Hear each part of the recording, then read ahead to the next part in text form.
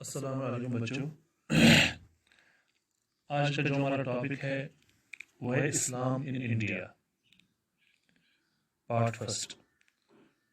यानी हिंदुस्तान में इस्लाम की आमद या मुसलमानों की आमद, इसका आज पहला पार्ट है। इसमें हम ये जानने की कोशिश करेंगे कि हिंदुस्तान में इस्लाम कैसे आया और किस तरह वो यहाँ का एक बहुत बड़ा मज़हब बन गया। साथ ही इंशाल्लाह हम कुछ गलतफहमियों का भी इजाला करेंगे जो कि मौरख़ीन ने या तो जानबूझकर पैदा की हैं और या किसी गलतफहमी की वजह से वो पैदा हो चुकी हैं। जिस ज़माने की हम आज बात करेंगे ये वो ज़माना है जब हिंदुस्तान में अभी भी बहुत सारी बड़ी बड़ी रियासतें कायम थीं, जिनमें साउथ साइड में चीरा किंगडम थी, चोला किंगडम थी, राष्ट्रकूटा किंगडम थी, दिल्ली और अजमेर में चौहान डायनास्टी कायम थी और सिंध में ब्राह्मण डायनास्टी कायम थी। आपको मालूम होगा कि हिंदुस्तान और अरब के दरमियान इस्लाम से पहले ही तिजारती ताल्लुकात कायम थे।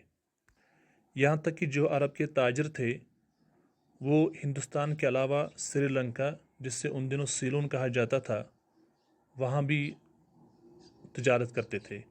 ये तिजारत अक्सर समंदरी रास्तों से होती थी और समंदरी रास्ते उस वक्त ज़्यादा अहम रास्ते माने जाते थे। अगर आप हिंदुस्तान और अरब का नक्शा देखेंगे तो इनके दरमियान एक बहुत बड़ी खलीज, एक बहुत बड़ी समंदर मौजूद है जिसे बहर अरब या बहर हिंद भी कहते हैं।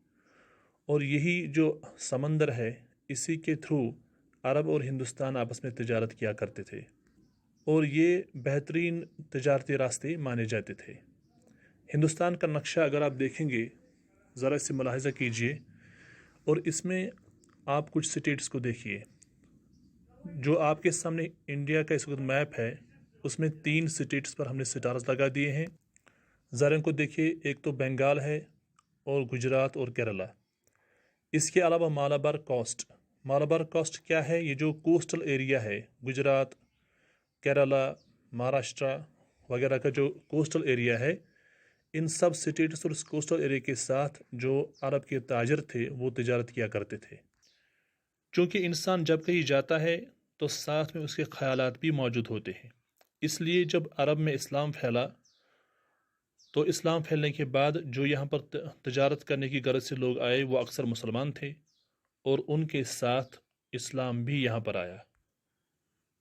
कहना ये चाहते हैं कि जो मालाबार कोस्ट है, गुजरात, केरला या कि बंगाल का जो इलाका है, ये वो इलाके हैं जिनमें पहली मर्तबा जो मुसलमान हैं जो तिजारत करने आए थे, अब उनकी एक और गर्ज भी थी। वो ये थी कि जो मुसलमान यहाँ पर आ रहे थे उनकी गर्ज थी कि उनके साथ जो इस्लाम अब नया दीन आया है वो इसको फैलाएं और इसकी तबलीग करें। गालिबन मौरखीन का ख्याल है कि जो मालाबार कोस्ट है इस इलाके में एक कम्युनिटी रहा करती थी जिसका नाम था मैपला कम्युनिटी, और ये पहली ऐसी कम्युनिटी है जो कि मुसलमानों की तबलीगी सरगर्मियों की वजह से मुसलमान बनी और इस्लाम में दाखिल हुई। इसलिए कहा जाता है कि मैपला कम्युनिटी वो पहली कम्युनिटी है जो इस्लाम में दाखिल हुई। सबसे पहले मुसलमानों ने यहाँ पर दीन की तबलीग की, चूँकि इस्लाम का जो एक अहम रुकन भी जिसे हम कह सकते हैं या जो एक ज़िम्मेदारी है वो यह है कि दीन की तबलीग की जाए और इसे दूसरों तक पहुँचाया जाए। इसलिए मुसलमानों ने सबसे पहले यही काम किया और इसकी तबलीग और मिशनरी एक्टिविटीज़ में वो ज़्यादा सरगर्म रहे, जिसकी वजह से यहाँ पर पहली मरतबा दीन इस्लाम कबूल किया गया। इसीलिए अगर आप देखेंगे तो हिंदुस्तान की जो कदीम मसाजिद हैं जिनमें बरवाड़ा मस्जिद है गुजरात में, कहा जाता है कि ये मस्जिद जो है ये 623 ईस्वी में बनाई गई है। ये मस्जिद गुजरात में है जहाँ का बहुत बड़ा शहर अहमदाबाद है और ये मस्जिद मानी जाती है 623 में बनाई गई है।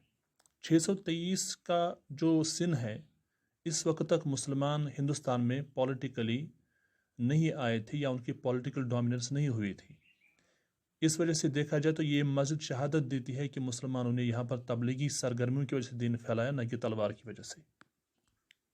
बरवाड़ा मस्जिद जो कि 623 में बनाई गई थी, इसी की हम उम्र एक और मस्जिद भी है जो कि केरला में मौजूद है जिसका नाम है चीरामान जुमा मस्जिद, जो कि 629 में बनाई गई है।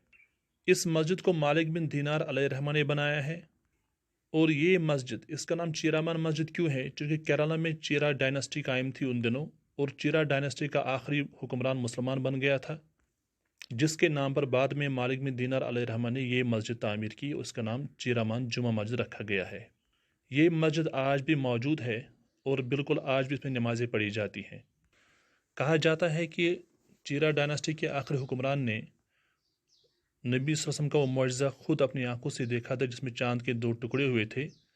بعد میں جو مسلمان یہاں پر تجارت کرنے آئے تھے، ان کی زبانی اس نے سنا کہ مکہ میں نبی صلی اللہ علیہ وسلم نے چاند کے 2 ٹکڑے کیے، جس کے بعد وہ مسلمان ہو گیا۔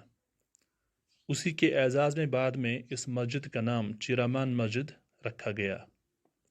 یہ مسجد بھی گواہی دیتی ہے کہ مسلمانوں نے دین کو تبلیغ کے ذریعے پھیلایا، نہ کہ تلوار کے ذریعے۔ مالک بن دینار رحمۃ اللہ علیہ کا مزار مقدس جو ہے وہ بھی کیرالہ میں موجود ہے، وہاں پر ان کا گنبد بھی موجود ہے۔ کیونکہ مالک بن دینار علیہ الرحمہ خود بغدادی تھے، وہ عراق سے آئے تھے، اور تبلیغی سرگرمیوں کی وجہ سے وہ ہندوستان پہنچ گئے تھے۔ نہ صرف مالک بن دینار بلکہ ان کے ساتھ بہت سارے مبلغین بھی آئے تھے۔ اس سے پہلے اور بعد میں بھی بہت سارے لوگوں نے ہندوستان میں دین کی تبلیغ کی، اور یہ وہ مساجد ہیں جو یہ گواہی دیتی ہیں کہ پولیٹیکل ڈومیننس سے پہلے ہی ہندوستان میں اسلام آیا تھا۔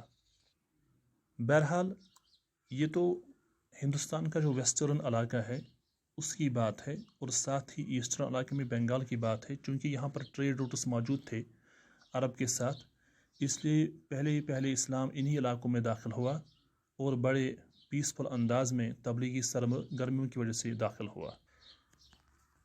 یہ وہ زمانہ تھا اس کے بعد جب کہ اجمیر اور دہلی میں چوہان ڈائناسٹی قائم تھی۔ جیسا کہ آپ نے سنا ہوگا، کچھ کہانی یا منسوب ہیں پرتھوی راج چوہان سے۔ مانا جاتا ہے کہ بہت ہی زبردست حکمران تھا اس ڈائناسٹی کا، چوہان ڈائناسٹی کا ایک مشہور حکمران جس کا نام تھا پرتھوی راج چوہان۔ یہ ڈائناسٹیز اپنی ترقی کے عروج پر قائم تھی، اور ان ڈائناسٹیز میں خوشحالی بھی قائم تھی۔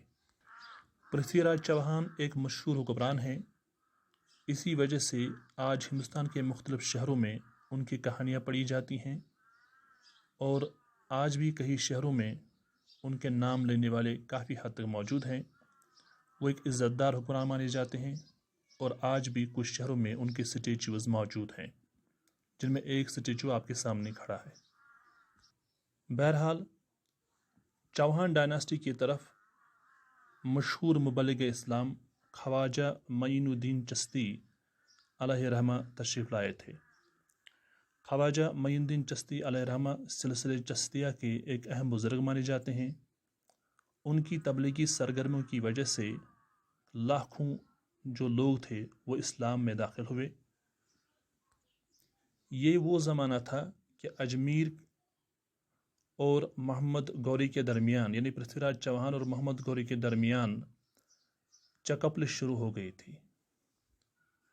اس چکپلش سے پہلے ہی خواجہ معین الدین چشتی اجمیری رحمۃ اللہ تعالی علیہ چوہان ڈائناسٹی پہنچ گئے تھے، جہاں انہوں نے لاکھوں لوگوں کو اسلام میں تبلیغ کے ذریعے، مشنری ایکٹیویٹیز کے ذریعے اور امن کے پیغام کے ذریعے اسلام میں داخل کیا۔